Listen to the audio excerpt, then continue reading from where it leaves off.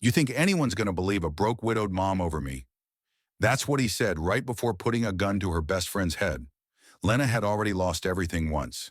Her husband, her home, nearly her daughter. But that night in the middle of the woods with nothing left to shield her but truth, she finally stood up. You won't believe what she uncovered buried beneath the lake. Before we dive in, let me know, what time are you listening to this and where are you? Drop a comment below. We'd love to hear from you. The morning fog hung low over the edges of Durango, a secret too heavy to rise.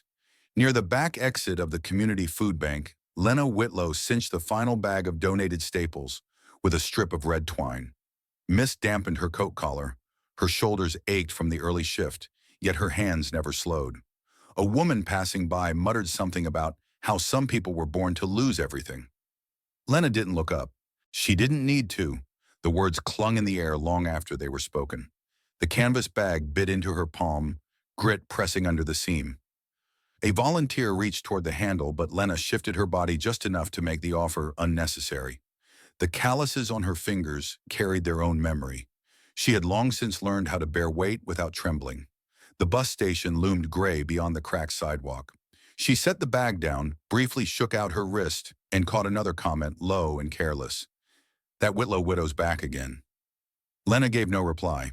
She lifted the bag again, crossed the lot, and stepped into the corner store to buy the pencils Mira needed for school.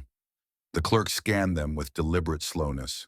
Lenna searched her wallet receipts, a scatter of quarters, and a photo of Caleb with their daughter on his shoulders, taken just months before the accident. Her eyes slid past it without pause.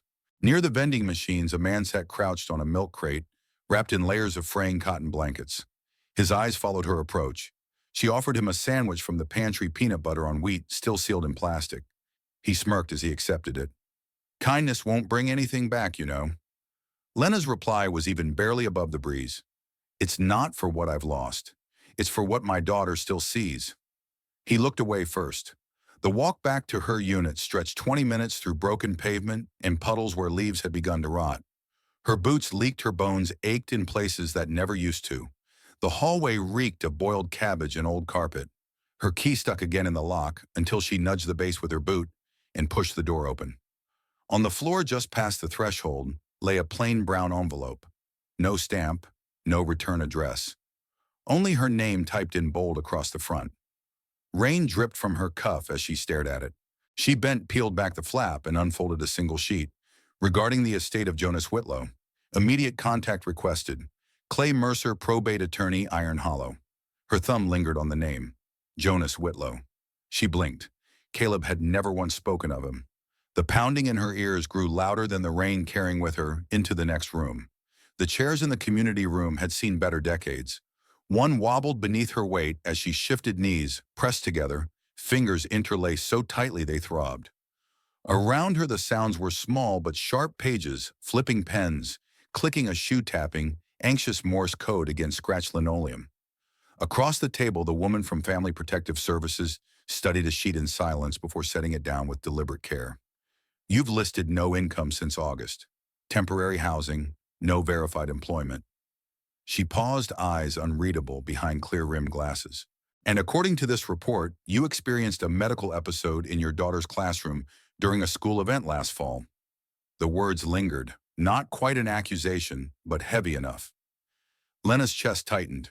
Memory returned fluorescent lights above the sharp scent of dry erase markers, Mira's drawing of a rabbit taped to the wall. Then the jolt of her own body collapsing, the gasp, the cry, the teacher rushing forward, and Mira's face small and frozen in terror. Beside the caseworker, the principal folded her hands neatly. Mira is very bright. Kind, but we've noticed some concerns. Fatigue, hygiene.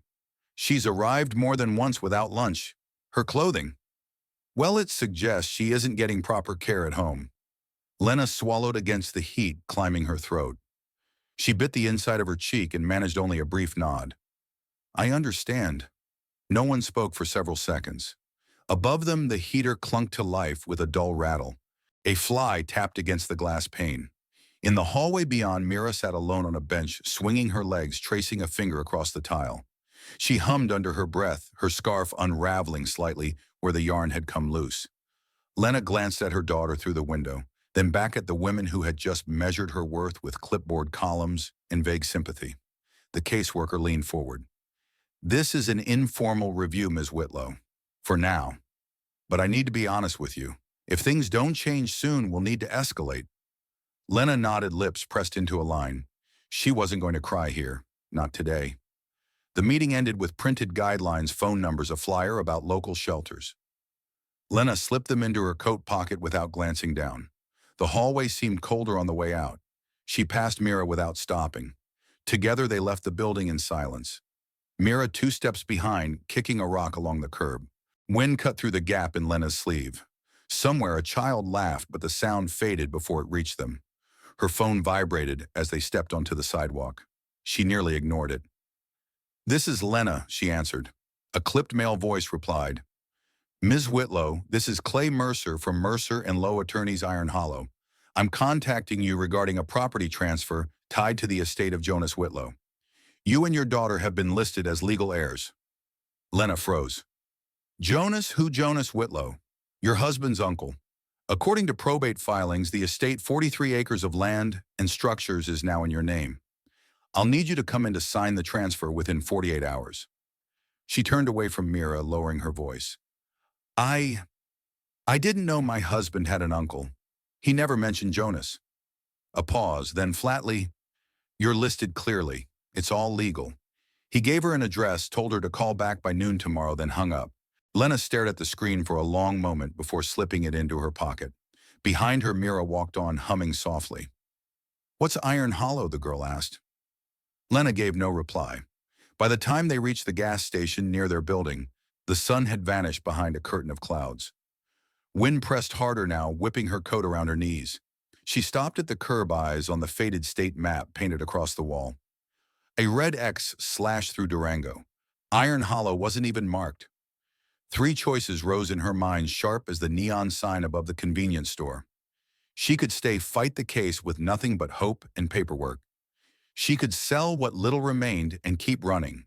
Or she could drive toward a place she didn't know, tied to a man she'd never heard of, clinging to the faint whisper of a future not yet gone.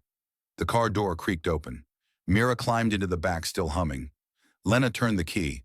The dashboard flickered, GPS glowing dull blue. Destination Iron Hollow CO. She never checked the rearview mirror. Dust swirled through the cracked windshield as the tires groaned along the uneven road. Mountain curves, sharpened pines, blackened from some long-ago fire, left the landscape brittle and exposed. Lenna gripped the steering wheel until her knuckles paled. In the back seat, Mira leaned forward, nose nearly pressed to the glass. "Is this still Colorado?" Lenna didn't answer.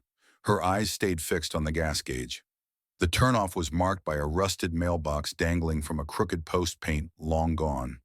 They followed a narrow path edged with dead grass and splintered fence posts, winding toward a weathered cabin beside a silt-colored lake.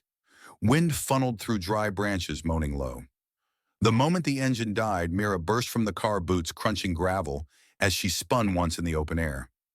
Lenna moved slower, her body aching from the drive. The strain was more than physical. Something in her chest had tightened the instant they crossed into Iron Hollow, and it hadn't eased since. She worked the lock until it gave with a creak. The air was still stale. Dust motes drifted in the fading light. Walls of pine board, bowed and stained with age, surrounded a stone fireplace. A table braced with a folded book and a faded quilt draped across a sofa that hadn't been touched in years. Her fingers trailed along the shelf above the hearth, a row of trinkets and a single-frame photo. A man with deep-set eyes and a narrow face stared back. Jonas Whitlow. There was something in his expression, stern, watchful. She ran her thumb along the frame and coughed as a cloud of dust released into the air. Mira called from the bedroom. "There's a spider the size of my hand." Lenna smiled faintly. "Make friends. We're guests here."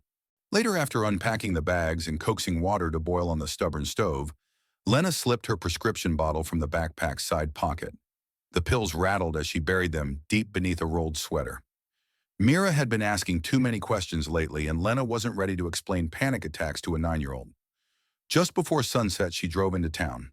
The place was barely large enough to earn a dot on a map, one diner, One gas station, a hardware store, and a library no bigger than a house. Only 2 cars and a rusted bike filled the lot. The librarian, wordless, pointed toward the back. Lenna passed rows of outdated encyclopedias and paperbacks until she spotted a man bent over a table unrolling a brittle map. He looked up, cautious but curious. "Can I help you?" She hesitated.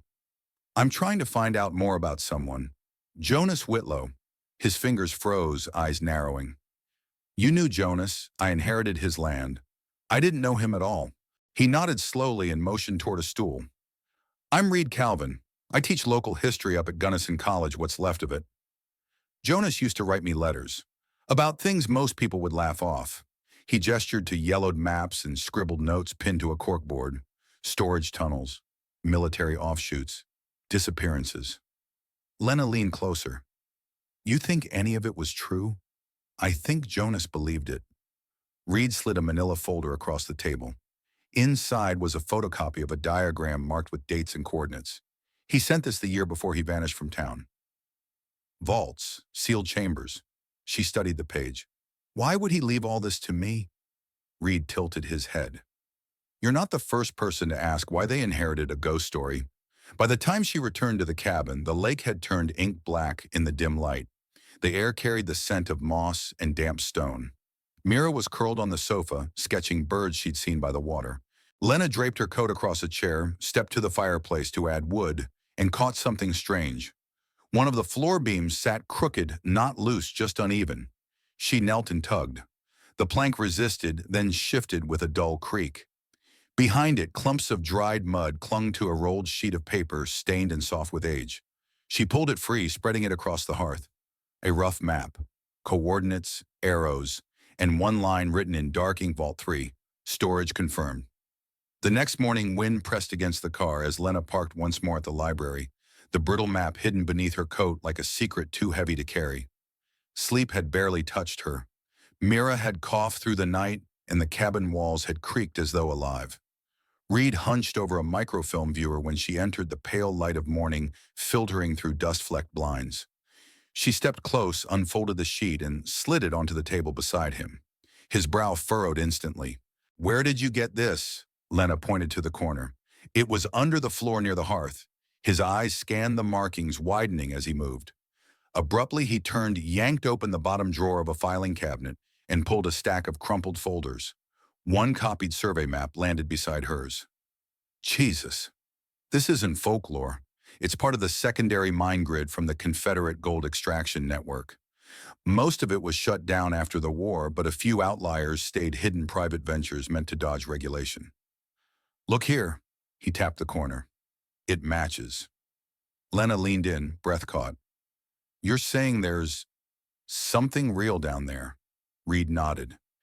"In 1995, a team from the Historical Preservation Office came here to investigate rumors of a submerged shaft beneath the lake. On the third day, 3 men went missing. The press called it a boating accident, fog, faulty equipment, case closed." He pulled a torn, yellowed page from the folder. The handwriting was sharp, the name at the bottom sharper still. Wade Greason. Her pulse spiked. She steadied the page with trembling fingers. "I know that name." Reed raised an eyebrow. "He was on the search team.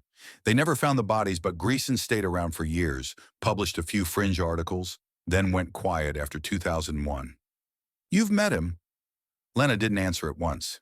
Memory surged. Caleb, standing in their old kitchen, half-packed bags near the door, dusk pressing against the windows. His voice urgent, terrified in a way she hadn't understood. "If anything happens to me, don't go near Greason." She had dismissed it then, just another ripple in the flood of grief that followed his nightmares, the paranoia he never explained. Now the warning pulsed louder than ever. Lenna lowered her gaze to the page.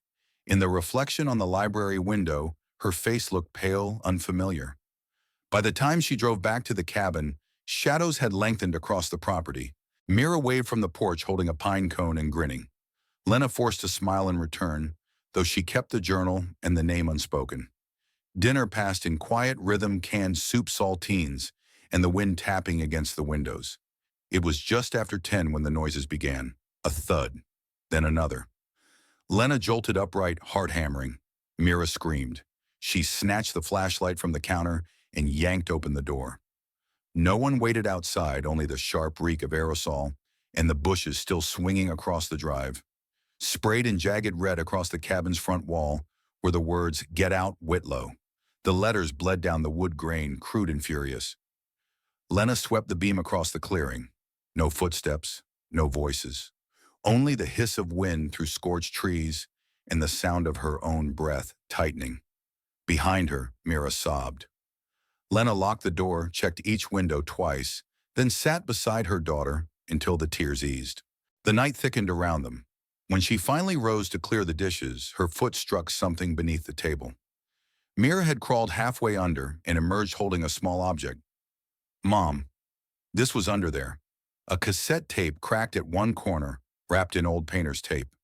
Across its label written in shaky black ink, Greason, 1995. By the following evening, the tape had been converted. Reed hunched over the keyboard, grainy audio loading line by line on the screen. Lenna stood behind him, arms folded tight, watching the waveform twitch as the cassette found new life in digital form.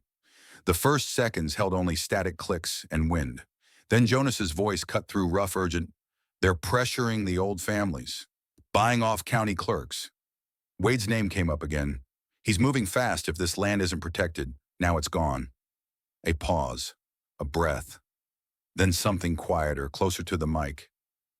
"I told Clay, if anything happens to me, she needs to know. The cabin's the key." Lenna leaned closer instinctively. Another voice followed, male, younger, smug. "She's got a kid now. That'll make it easier. Offer her the right push, she'll cave." Lenna's jaw tightened. The floor beneath her seemed to tilt. Reed looked up. "You okay?" She nodded, though her silence said otherwise. In her head, Caleb's voice replayed from that old kitchen, warning her of Greason, like the name itself might poison the air. She barely registered the drive back. Her hands clamped the wheel long after the car stopped. On the porch, Mira greeted her with a wide smile, pine cone in hand, Jonas's flannel shirt draped around her shoulders. For a fleeting second, everything looked simple again. Then 3 knocks. Not loud, not hurried, just polite. Lenna opened the door. The man standing there was both stranger and familiar. She had never seen his photo yet. Recognition jolted her instantly. Wade Greason. He didn't resemble the villain Jonas had painted, clean-cut hair, graying at the temples, an easy smile of someone who'd never lost anything. "Mrs. Whitlow," he said smoothly, "was hoping we could talk." Lenna stayed in the doorway. "About this property. Your late uncle-in-law made mistakes in his final days. Sentiment over legality, you understand." He withdrew a folded paper from his jacket, handling it like scripture. "This is the updated will. Dated, notarized, and processed by Clay Mercer himself. Says the land falls to me." Lenna accepted the page without thinking. The seal gleamed in the light. Her stomach twisted. "He never mentioned this," she murmured. "Jonas kept secrets," Wade said evenly. "Some of them got people hurt." She lifted her eyes sharply. His smile returned colder. "Don't drag your little girl into something dangerous. The lake's not kind, and towns like this, they protect their own."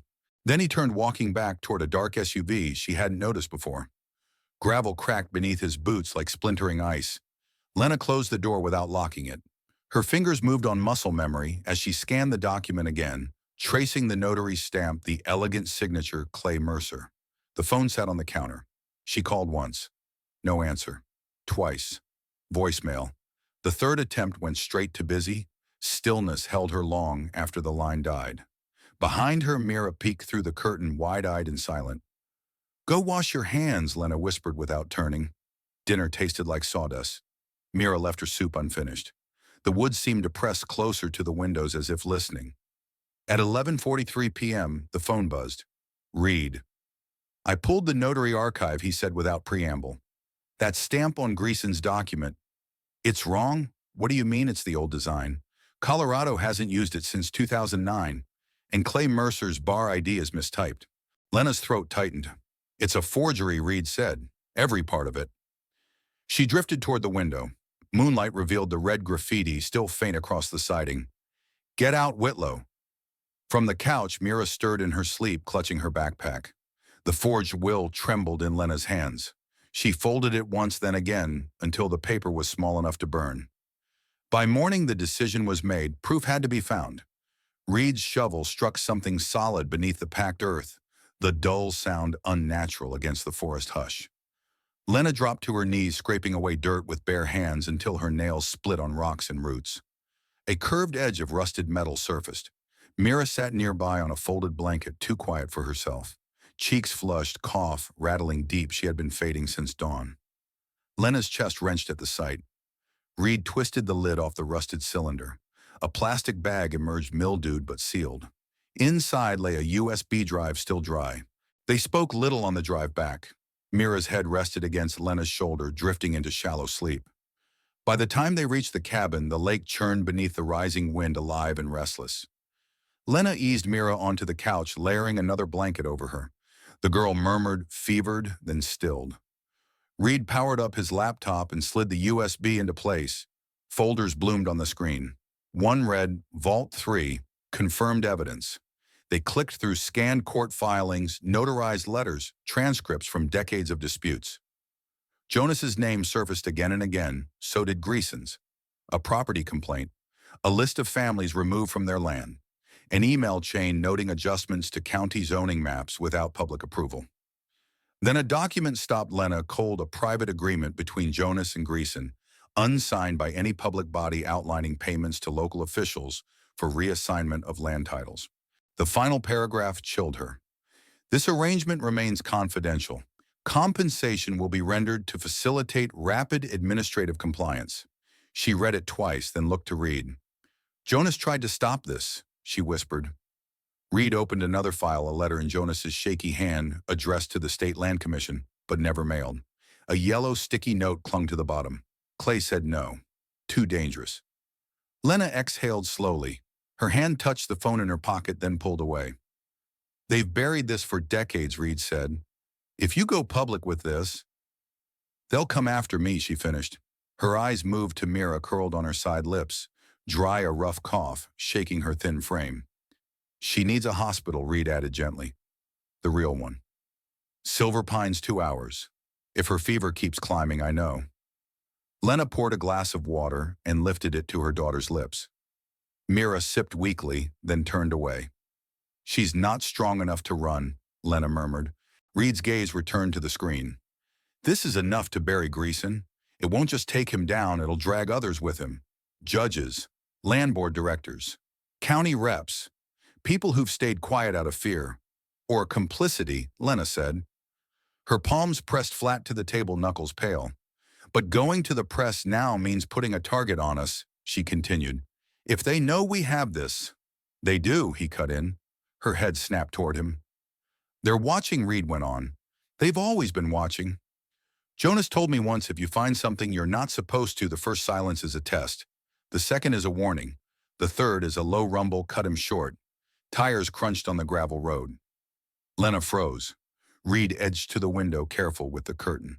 A black SUV idled at the bend in the drive engine, still running. No one stepped out. They're not here to talk, he whispered. Lenna edged backward until her hand brushed Mira's fevered forehead. The girl wheezed softly and stilled. They're waiting for us to run, Lenna said. No, Reed replied. They're waiting to see if we will. Her eyes returned to the laptop screen, the folder of damning files still glowing. By mid-morning, the air turned crisp, carrying the faint scent of pine resin and lake water. Reed unpacked a metal detector from his truck bed, brushing frost from its casing. Mira skipped ahead, dragging a long stick through damp soil, carving crooked lines like a child mapping her own secret country. Lenna unfolded Jonas's hand-drawn diagram again, eyes tracking the rough coordinates. The paper had yellowed at the creases, ink blurred where water had touched. Her finger traced a point labeled Vault 3, 17 steps south from Stump, then lifted toward a gnarled pine near the shore. Start here, she murmured. Reed swept slow arcs across the ground, the detector whining faintly with each pass. Mira marked stones wherever the beeping grew louder, her cheeks flushed, breath puffing in excitement. For a while it almost felt like play treasure hunters, chasing a ghost map. Lenna didn't notice her own smile until Mira caught it. You look happy, Mom. Kneeling, she brushed a pine needle from her daughter's hair. I guess I forgot I still could be. It wasn't much of a smile, crooked tired, but it lingered longer than most. Around noon, they paused beneath the ridge's shadow to boil a pot of soup. Smoke spiraled into the sky.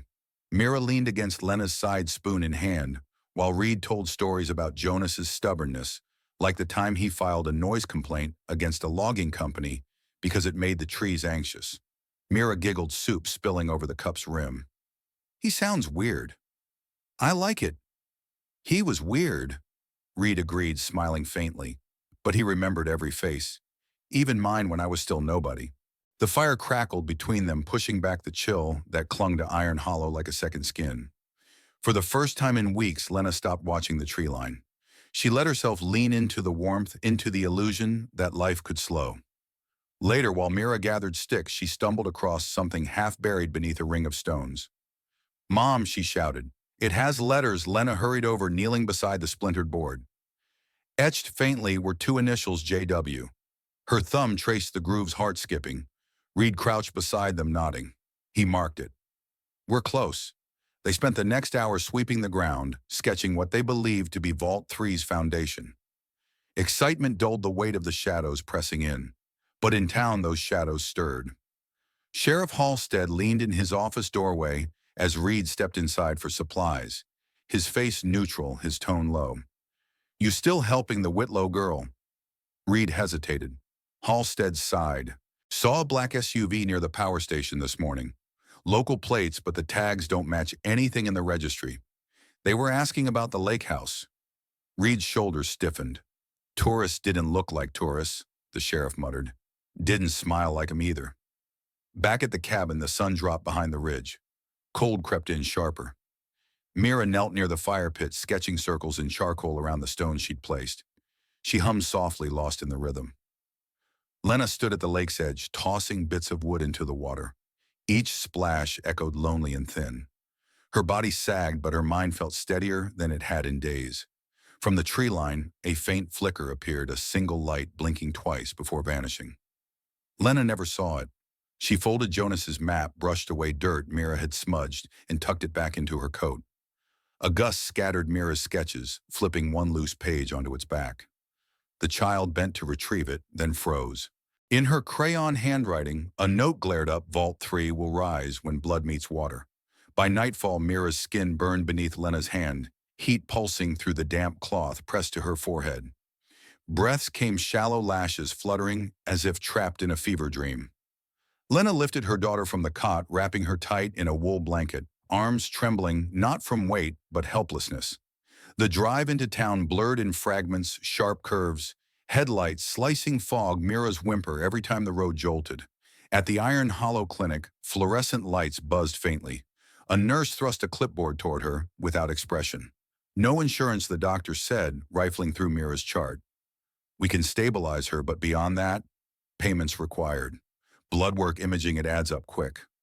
Lenna's mouth worked without sound. She gripped Mira's hand tighter as they waited among mothers with strollers, warm coats, and bottles of juice. One offered a smile she couldn't return. Across the room, a boy laughed at something whispered into his ear. Lenna blinked, eyes stinging. She rocked Mira gently, head tucked beneath her chin, whispering into her hair. You don't lose anything else. I swear to you. Lights flickered above. A baby cried down the hall. Time folded in on itself until Mira stirred with a cough. Lenna shot up, flagged a nurse, signed whatever was handed to her. Her signature sprawled, jagged, unrecognizable. After fluids and a mild antibiotic, they were discharged. The fever had dipped just enough for release, along with a list of prescriptions Lenna couldn't afford. Cold air sliced her face as they crossed the lot. She wrapped Mira closer and drove back in silence, headlights dim against the thickening dark. At the cabin door, her breath caught. The lock hung broken, ripped from the wood. She nudged the door wider with her boot.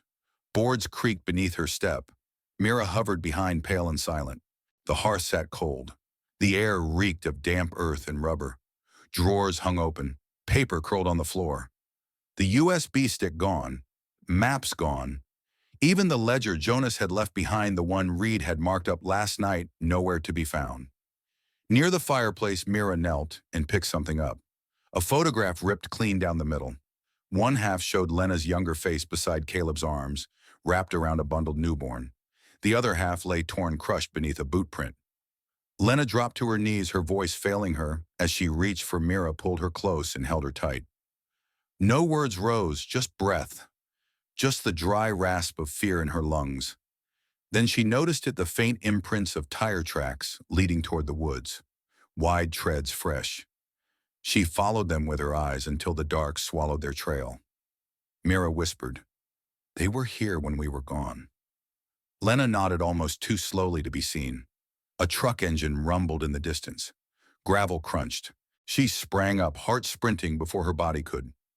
Reed's silhouette appeared in the doorway, chest heaving. He didn't speak at first, just looked at Mira, then at Lenna, then at the cabin. "I came as fast as I could," he said finally. "The sheriff called me. He spotted them again, different plates, same SUV." Lenna's mouth was dry. "They took everything." "They know exactly what they're looking for now," Reed said. "And they're not going to ask twice." Mira wrapped her arms around her mother's leg. Lenna barely noticed her own fingers digging into the windowsill behind her knuckles pale. Reed stepped farther in, lowering his voice. "They've found the real site, Lenna, the one Jonas tried to hide. And if they think you're still in the way—" His voice trailed off. Silence pressed in from the forest, heavy and waiting. By the following morning, they had left the cabin behind and sought refuge in town. The fluorescent lights in the library hummed faintly above as Reed sat hunched over the public terminal. His fingers moved with hesitancy at first, then certainty. He typed in the sequence Jonas had sent him years ago, one Reed had long assumed was part of an abandoned theory or memory. The screen blinked, a secure folder opened. Lenna leaned in beside him, Mira curled up on a nearby beanbag, sketching something with a broken crayon. Reed opened the first file. It was grainy, time-stamped, 1995, but unmistakable. Jonas sat in a dim room opposite a man in a state seal, pin voice hoarse with restrained urgency. "If I vanished," Jonas said in the recording, "know this: Wade Greason didn't just manipulate paperwork. He buried people. 3 men died by his hand during the dig at Vault 3. The official story won't mention them, but they were real. They had names and families." Lenna froze. Reed adjusted the volume, but her focus never shifted from the screen. Jonas's eyes, tired and rimmed with dread, locked into the lens. "They'll come for the land. But it's not the dirt they want. It's the silence. They want to erase what was found." The video ended abruptly. The screen faded to black. Her hands trembled slightly. She exhaled through her nose, shoulders rising and falling as if shedding layers. Reed reached over, gently placing his hand on her shoulder. "He left this for you," he said. "All of this he knew someone would need to finish what he started." Lenna's lips parted, but no sound came. She wiped her eyes, more from reflex than denial. Another folder in the drive held scans of land deeds and notarized statements Jonas had tried to submit, all of them blocked or marked inconclusive by county authorities. The corruption ran deeper than Lenna had imagined. A bell chimed at the front entrance. Leather boots, shuffled voices carried low, the weekly town meeting spilling into the adjacent auditorium. Lenna rose, throat dry. Reed tracked her with his eyes, but stayed silent. Mira hopped from the beanbag and slipped her small hand into her mother's. In the chamber, rows of folding chairs faced a podium where the mayor, a woman with Wade Greason's sharp jawline, adjusted the mic. "We're announcing a revitalization project," she said brightly. "Iron Hollow Lake will become a family-friendly resort. Mining the silt and rechanneling flow will bring jobs and tourism." Applause rippled through the crowd. Lenna hovered near the back, pulse quickening, then stepped forward. "I have documents that prove the lake covers a crime scene. People died." Her words caught as her gaze snagged on Wade by the exit, arms folded. A uniformed man narrowed his eyes. A woman shook her head.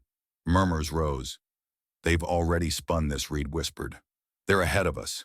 Her chest pounded. Attention slid away like sand through fingers. Then Mira tugged her sleeve. On tiptoe, the girl whispered, "I remember the water. Last summer with Dad. Before he got sick, he told me to look under the dock near the Black Stone. He said something was hidden there just for you." Lenna bent low. "Are you sure?" Mira nodded, solemn beyond her age. "There was a box. It had the same mark, the J with the line through it like on the old papers. Reed's eyes sharpened. Jonas's crest. Lenna didn't hesitate. She clasped her daughter's hand and pushed through the crowd. Reed followed, slipping a folded map into his coat. Voices swelled behind them, but she had already tuned them out. Dusk pressed over Iron Hollow like a damp cloth. Street lamps flickered awake. The mayor's voice still carried in the hall, but Lenna's mind was fixed elsewhere on the dock. The water, the black stone.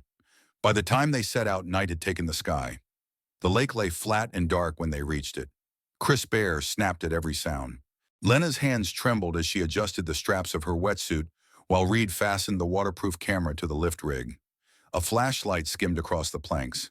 Mira sat bundled in layers at the clearing's edge, watching in silence. She had memorized every signal Reed had taught, every blink, every hiding place. Lenna crouched, pressed a kiss to her daughter's forehead, and whispered, "Stay hidden, no matter what." Mira nodded without asking why. She already understood. The surface stretched still and black. Cold slid down Lenna's spine, not just from the night air, but from the water itself. Her throat tightened as she stared at it. A memory surfaced: Caleb in the hospital bed, color gone from his skin fingers, slipping from hers when she blinked too long. He hadn't said goodbye, hadn't been able to. In that moment of weakness, she had promised never to fight again. Survival would be enough. But now, seeing Mira crouched in the shadows, knowing Wade Greason would erase their future without hesitation, survival was no longer enough. Reed touched her elbow. "You okay?" "No." She clipped the rope to her belt. "But I'm going anyway." The dive was slow. Murky water pressed in, filled with silt and drifting leaves. Her flashlight beam swept across the lake bed until it caught on metal. Not Vault 3, something smaller. A box wedged in stone, smothered by years of debris. She dug with frozen fingers, lungs screaming for air, until her hand clamped onto a rusted handle. Together, she and Reed winched it free, lifting it reverently from the depths. Thunder rolled not from the sky, but from gravel. Headlights pierced the trees. Tires crunched. A truck stopped by the cabin. Wade climbed out, first coat snapping in the wind like a banner. Two men followed, armed, one with a crowbar, the other carrying something darker slung low at his side.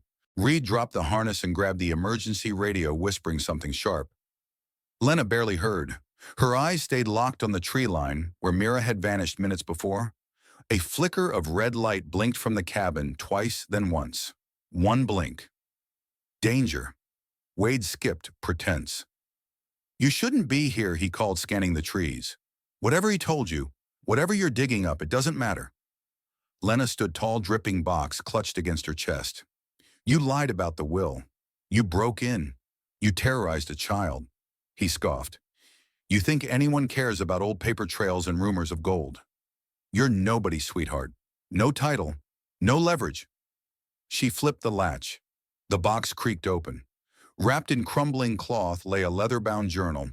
Beneath it, documents sealed in plastic, bank statements, transfer slips, dated signatures. Reed's eyes widened. "Lenna." "This isn't Vault 3, he whispered. This was his personal vault. She pulled out one page, an official inventory. Vault 3, contents to 143 Duran USD, classified as state-controlled mineral yield. Extracted and reallocated through proxy accounts. Marked for destruction. Wade's jaw tightened. Reed tilted the flashlight just enough to catch a flash from the cabin, Mira's small hand signaling again. One blink. Danger still present. Lenna's voice held steady despite the storm swelling inside her. "I know what you did in 95.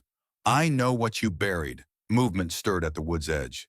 Sheriff Halstead hovered near, drawn by the emergency beacon Reed had managed to trigger. Her cruiser's siren chirped once sharp in the dark.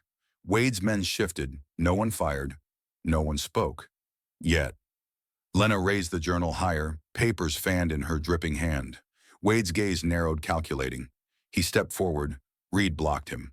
From the cabin's corner, Mira's flashlight clicked twice. Then silence. A scream cut the night as a cabinet door burst open.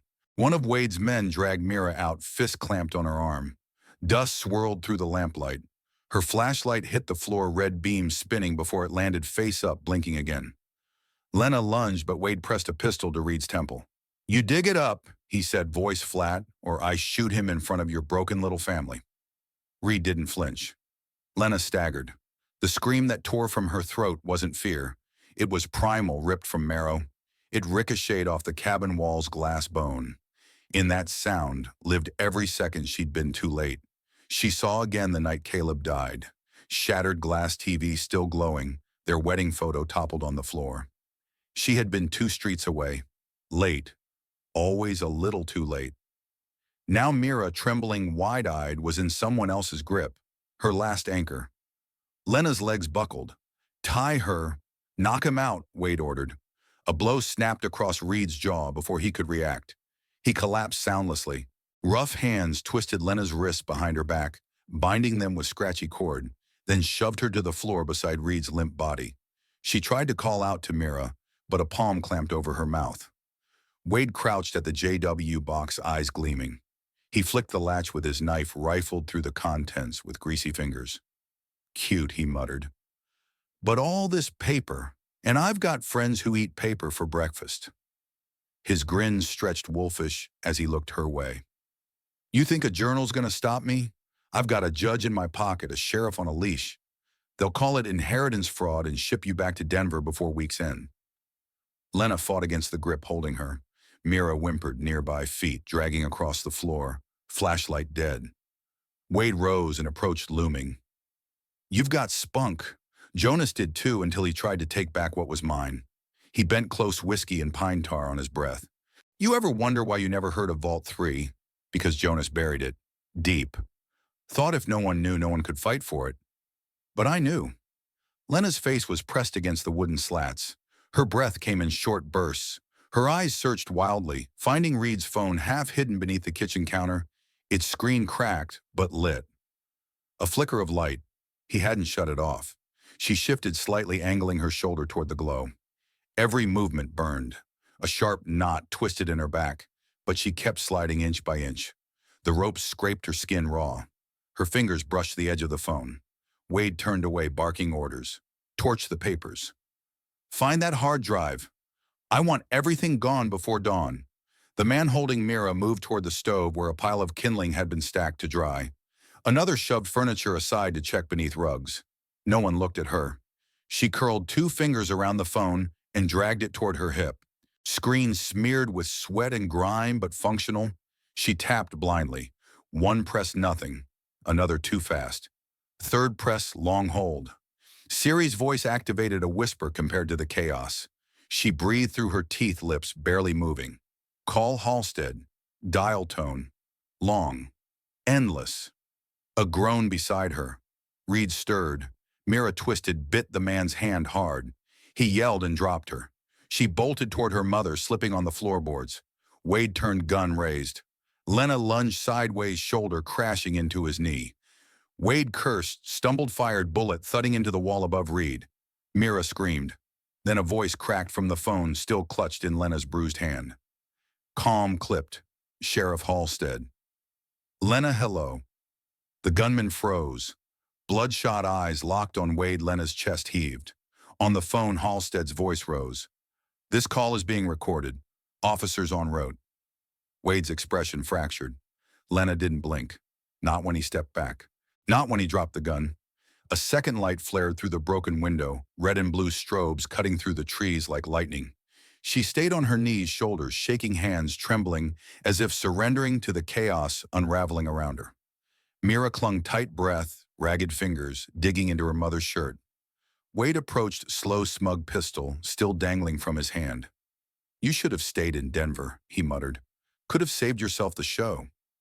Lenna sniffed once, wiped her cheek, and shifted subtle, just enough to shield the phone glowing faintly behind her. Across the screen, a red bar burned. Live recording. At that moment, a laptop pinged across town in a small newsroom. A feed from Reed's secured cloud account had activated automatically video and audio streaming from Lenna's phone. A journalist blinked, leaned closer, recognized Wade's face, his voice. She hit record, then lifted her desk phone. Channel 8. We've got something. Back at the cabin, Reed wiped blood from his mouth and staggered upright, swaying but alert. His eyes fixed on the 2 men by the doorway, catching the edge of their restlessness. Sheriff Halstead's voice still echoed loud now, spreading further than any of them planned. Wade hadn't realized yet. He glanced toward the floor, toward the phone half hidden beyond Lenna's thigh. His eyes narrowed. "What's that?" Lenna flinched, curling over it. "It's nothing, just my daughter's toy." He didn't buy it. A stride forward, a sharp kick, and the phone slid across the floor. The screen rolled, showing Wade's own face staring into the lens. "What the hell is this?" He snatched it up. Live. Audio on. His last 5 minutes of threats captured in full. A muscle twitched in his jaw. Rage split through his composure. He spun fired, shattering glass and plastic into shards. Mira shrieked, covering her ears. Reed stepped instinctively between them and the broken door. "You think a damn phone's gonna stop me?" Wade roared, voice stripped of its polish. "I built this place. My family carved it out of stone and blood. You think anyone cares about one widow and a ghost in a vault?" The barrel swung back to Lenna. "You want a headline? Here's one, Mother buries daughter in woods." "That what you want?" Lenna shoved Mira behind her body, frozen fists curling tight. Reed's voice cut through, steadier now. "Sheriff Halstead heard everything. He's on his way." Wade laughed, too loud, too sharp. "Halstead, he works for my sister. You think law matters here? You think journalists, cops, courts, they'll save you from me?" Wind shifted. A gust slammed the front shutter against the wall. No one moved. Mira whimpered. Lenna's gaze darted toward Reed. "Take her. What, take my daughter and run? I'll hold them." He froze. "No." "She's sick," Lenna hissed. "She can't take another night like this. You know it." Jaw clenched, Reed stepped forward. "You don't have to do this." "Yes, I do." Her eyes met his. Not pleading, declaring.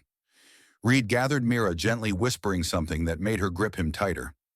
Cradling her close, he began edging toward the side entrance. Wade caught the motion. No one leaves. His pistol snapped toward Reed. Lenna moved. Fast. She snatched a splintered chair leg and hurled it. It cracked against Wade's forearm, jerking his aim. The shot tore into a wall beam. Reed ducked and slipped through the side exit with Mira in his arms. Lenna charged, tackling Wade at the waist, slamming him back into the corner of the fireplace. They crashed, tangled limbs, fists, dirt, and rage. Wade wrestled free and raised the gun again, point blank. From the tree line came a voice, amplified, thundering. "Drop the weapon, Greason." Now flashlights poured through every window. The cabin flooded with red and blue. Deputies stormed in. Wade's men dropped their guns. Only Wade stood still, pointing the barrel at Lenna's heart. "I should have buried this place myself," he whispered. And Lenna, lips bloodied, replied, "You did." She didn't flinch when the bullet never came, when shouts filled the cabin, when bodies collided in a blur of motion. She exhaled one long, stuttering breath and turned her head, searching for the beam of Mira's flashlight through the chaos. Lenna stepped forward, shoulders squared, knees trembling but locked. Blood clung to her temple, drying in streaks, but her gaze never wavered. Wade stood 10 feet away, gun still loose in his hand. His men shifted, uncertain, their faces now lit by the flashing red-blue wash seeping through the cabin cracks. From her coat pocket, she pulled out a small laminated folder, snapped shut with a single brass clip. Her fingers shook as she unlatched it, revealing 2 items, a notarized map bearing the official state seal, and a yellowed handwritten letter signed in bold strokes. Wade narrowed his eyes. "What's that?" She raised her voice, forcing every word through the tightness in her throat. "A certified map of Vault 3, with coordinates filed under land inheritance, and a personal letter from Jonas Whitlow verified by the state attorney's office." She read the words, catching at first, then gaining strength. "The strong are not those who own everything, but those who've lost everything and still stand." Wade scoffed. "You think paper's gonna stop bullets? I think truth might." Reed, crouched behind the woodpile outside, caught the cue. He aimed and squeezed. The pop of his rifle split the air, followed by the sharp hiss of a tire deflating. One of Wade's trucks dropped on its axle with a metallic groan. Wade whipped around. Before he could finish, headlights blazed through the trees, cutting long shadows across the clearing. The rumble of engines followed 3 sheriff cruisers fanning out, surrounding the cabin like wolves circling prey. Doors slammed. A voice barked from the dark. "Drop your weapons. Now!" Wade's men hesitated.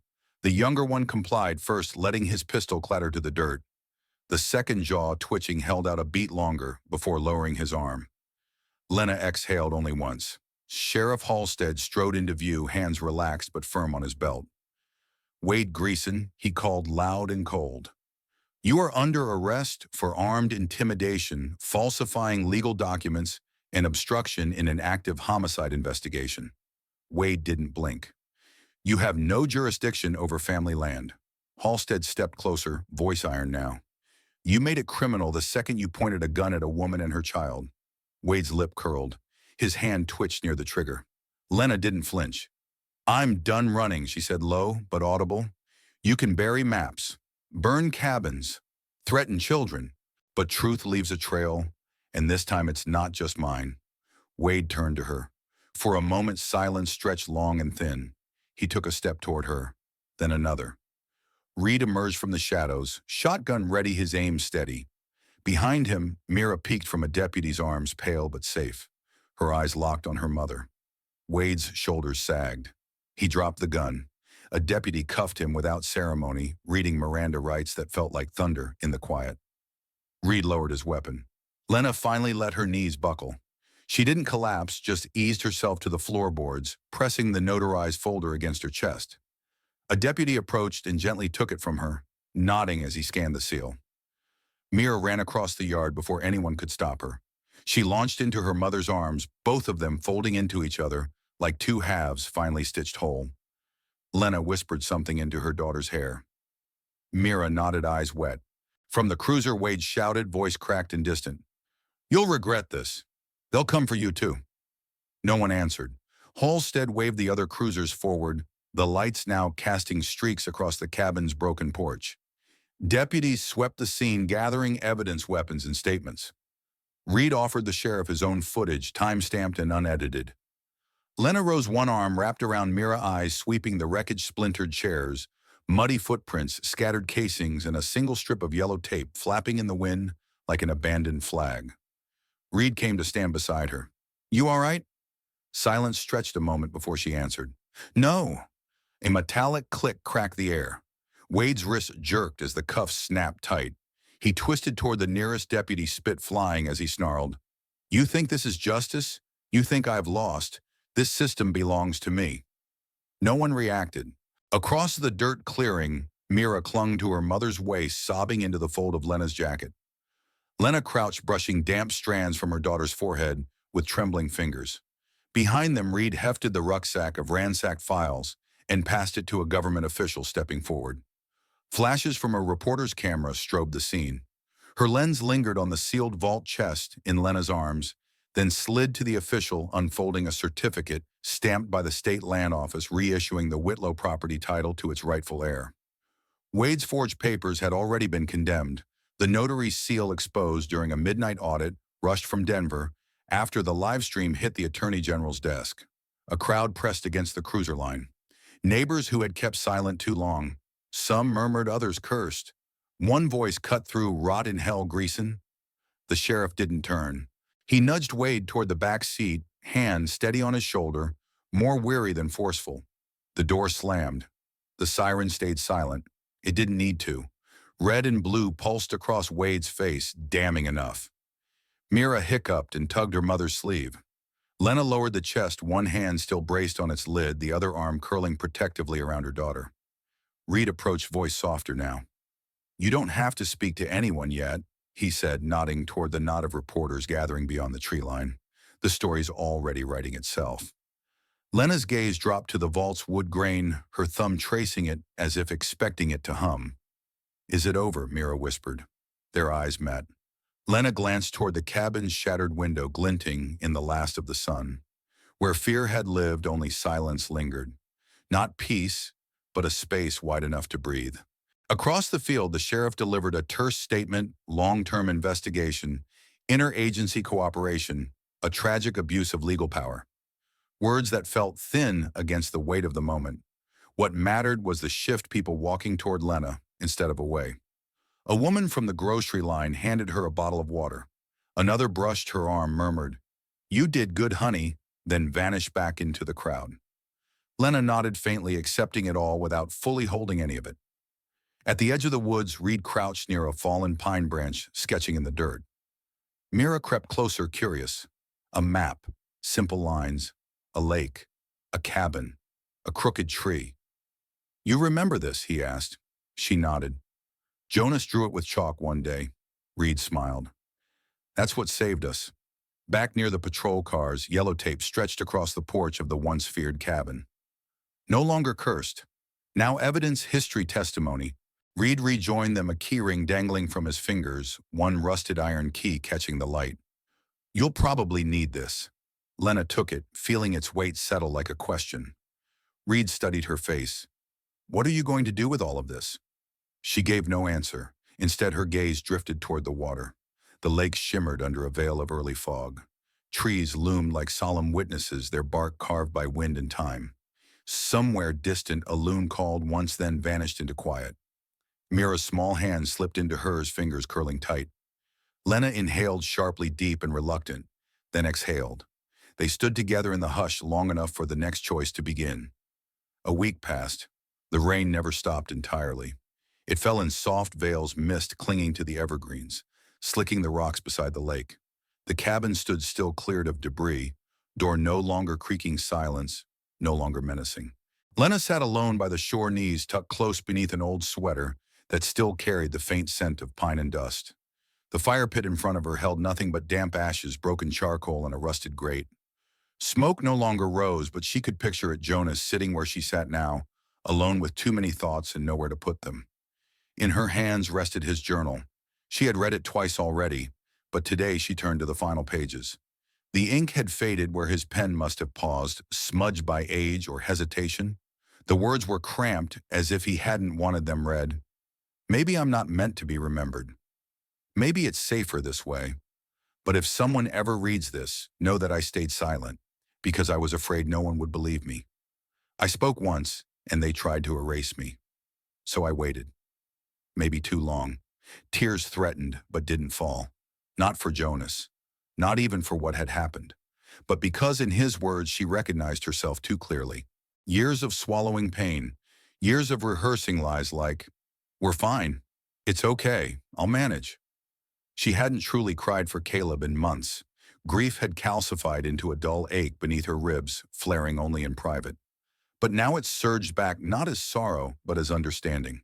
Silence hadn't protected her. It had buried her alive.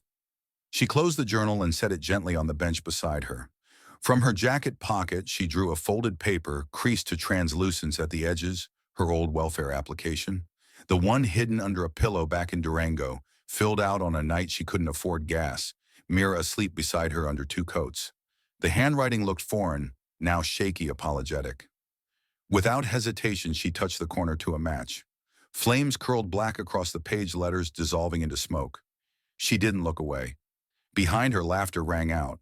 Mira ran barefoot through the wet grass arms, full of clover and yellow dandelions. Her curls clung to her forehead, her smile wide. "Mama, don't move," she called. Lenna watched as the girl wove stems into a circle, tucking in purple petals. Then Mira stepped close, placing the finished crown on her mother's head with exaggerated ceremony. "You're queen of the mountain now." A soft laugh escaped. "That's so, Mira said proudly, then spun and dashed toward the trees again. Lenna didn't stop her. The world no longer felt like something to brace against. For the first time in so long, the silence wasn't empty, it brimmed. The lake reflected instead of threatened. Clouds hung low, not like a burden, but a blanket. She lifted her face, drizzle cool on her skin. For months she had avoided the sky, shoulders curled inward, afraid of what might fall. Now she met it. Gray. Vast. Alive. From the cabin, a kettle began to whistle. Reed must have returned from town with tea. She let it boil, let the moment stretch. Her gaze wandered back to the lake, to the stones Mira had skipped yesterday, to the dock, where Jonas's fishing gear had sat untouched for decades. The past no longer dragged like an anchor. It felt like a tide that had finally rolled back. Behind her, Mira giggled again, chasing a squirrel up a low branch. Lenna smiled, then rose slowly, flower crown, askew damp leaves clinging to her jeans, and walked toward the cabin. Not because something waited there, but because this time she knew what she was walking toward. The courtroom felt colder than she expected, even beneath late spring sun. Fluorescent lights hummed overhead. Wood-paneled walls did little to soften the tension. Every seat was filled, locals squeezed between journalists, state officials, and quiet observers, come only to witness a reckoning. At the defense table, Wade Greason tugged at his collar, with twitching fingers, eyes scanning the crowd like a predator, sensing it was no longer in control. Clay Mercer sat 2 seats away, sweat soaking his starched shirt, hands clenched in his lap. The judge, Honorable Frances Evers, called the room to order. Her voice didn't rise, but silence followed. This court has reviewed all submitted materials over the last 10 days, she said. We will now hear final presentations. The district attorney rose, calm and methodical. Exhibit after exhibit landed like falling dominoes. First, digitized video of Jonas Whitlow, time-stamped and clear. He appeared in a room crowded with books and maps, voice steady. If I disappear, Wade Greason is responsible. He killed to protect what's buried beneath that lake, and now he wants to erase everyone who remembers. A shiver rippled through the gallery. Second, the original map of Vault 3, located with the help of the Colorado Historical Survey and cross-referenced with Jonas's scans. Identical handwriting, ink verified. The court accepted it as authentic. Third, the forged will. Clay Mercer's signature was compared against 6 verified examples. The discrepancy in notary registration confirmed. He didn't deny it.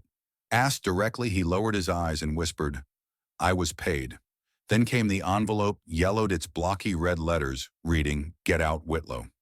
A forensics expert testified that Wade's fingerprints had been lifted from the seal. Lastly, the financial records, wire transfers from Wade's company to offshore accounts, deposits tied to lobbying bribes and illegal land purchases. The judge leaned forward. Her voice was clear and final.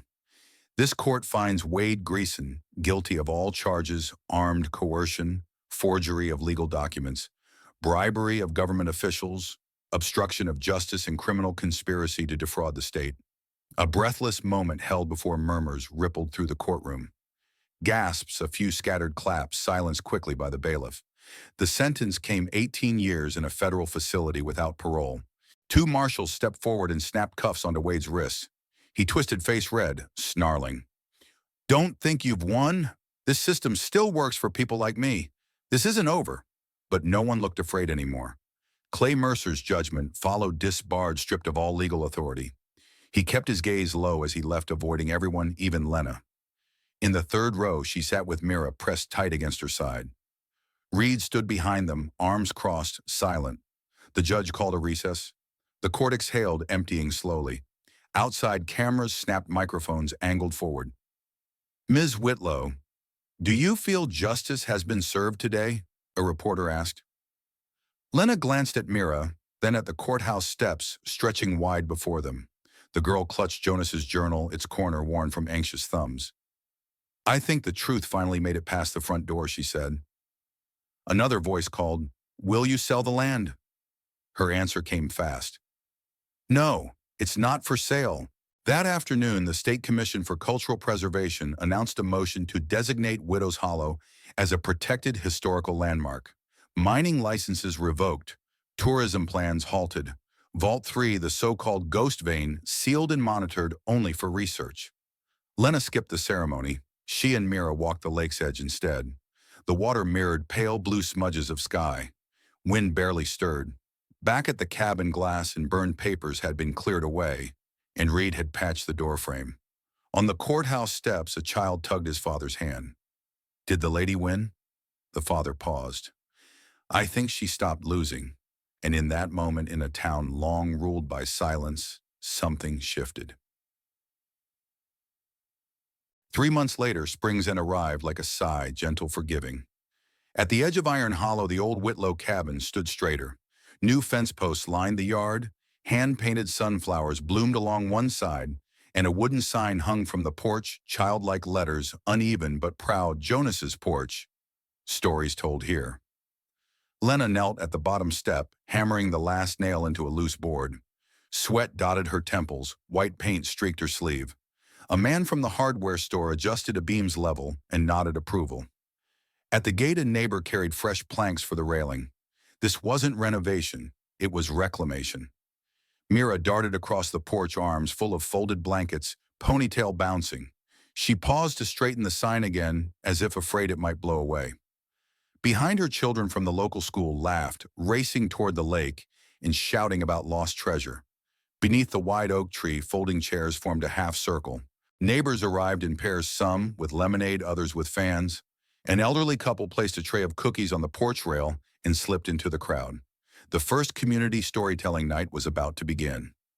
Reed tapped a microphone hooked to a small portable speaker. "Can everyone hear in the back?" A few thumbs went up. He grinned and turned to Mira. "You ready?" She stepped onto a milk crate covered with a blanket, Jonas's journal wrapped in clear plastic in her hands. At first her voice trembled, then steadied. "They will say the lake is cursed. They'll whisper about vaults and ghosts and stolen gold. But I have come to learn that the real treasure here is not buried in mud. It's the voices brave enough to say what's true." The book closed. A pause. Then soft applause spread. Lenna stood in the shade, one hand on her hip, the other resting on the porch beam. She didn't speak. She didn't need to. The moment carried its own voice. As the sun dipped, she handed out lemonade, laughing when a boy splashed ice on himself and blamed the cup. Music drifted from a phone speaker. For the first time in years, the cabin felt like a place for joy, not hiding.